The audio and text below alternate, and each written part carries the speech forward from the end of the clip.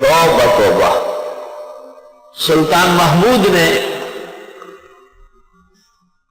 جب سومنات فتح کیا اور 17ویں حملے پر اس کو تس نس کر کے وہاں اسلام کا جھنڈا لگایا اور ہندوؤں کے کانوں میں ان کو مور کیا، ڈالنے پر مجبور کیا اور واپس جانے لگا کہ درہمن ہندو اس کا خیریت تھا، راستے بتانے والا، وہ سلطان کو ایک ایسے راستے سے لے گیا کہ ہزاروں مجاہدین شہید ہو گئے۔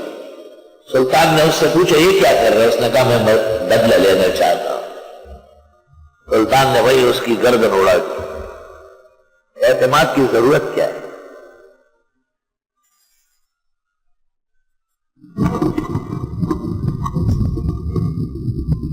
اور اس سے زیادہ دردناک واقعہ وہ ہے جب محمد بن قاسم رحمت اللہ علیہ نے ملتان تک فتوحات کی اور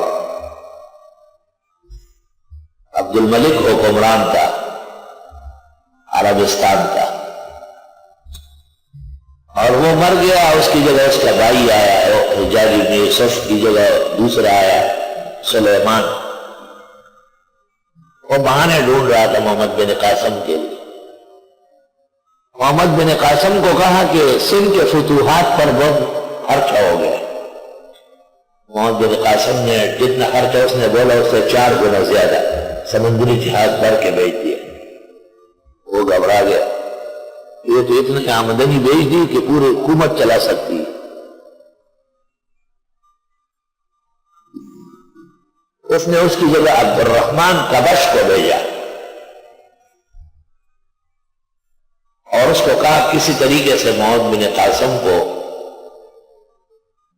ہٹا لو ورنہ کاشغر اور کابل و زابل فتح ہو رہے۔ اور وجہ اس کی یہ بنائی کہ محمد بن قاسم نے 2 کنیزیں بھیجی تھی، ہمیسہ اور رومیسا، ان کے نام تھے ہمیسا اور رومیسا۔ ان جیسے حسینہ کائنات بنی تھی جو راجہ داہر کے فورس سے ملی تھی۔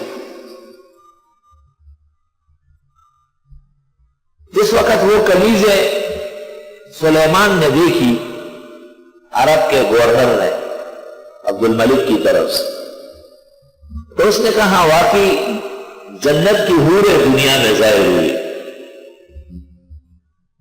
لیکن انہوں نے ایک عجیب بات کہی۔ انہوں نے کہا کہ سپہسالار پہلے ہم سے لطف اندوز ہوتا رہا۔ اس نے کہا اچھا مستعملات مجھے بھیجیے۔ عبد الرحمن کبش کو کہا کہ محمد بن قاسم کو گائے کے چمڑے میں لپیٹ کے اور اسی طرح بند بھیجو۔ وہ جب وہاں پہنچا دیکھا گیا تو انتقال ہو چکا تھا۔ ان لڑکیوں سے پوچھا، انہوں نے کہا اس نے ہم کو ہاتھ بھی نہیں لگایا، اس نے ہمارے تمام راجہ دائر کی حکومت ختم کی، ہم وہ بدلہ لینا چاہتے ہیں۔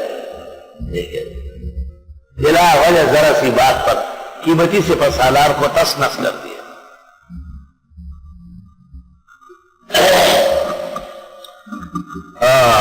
اس گھر کو آگ لگ گئی گھر کے چراغ سے۔ اللہ اس لیے فرماتے ہیں کہ کبھی بھی بے دین لوگوں پر اور مذہب کے دشمنوں پر اعتماد نہ کریں۔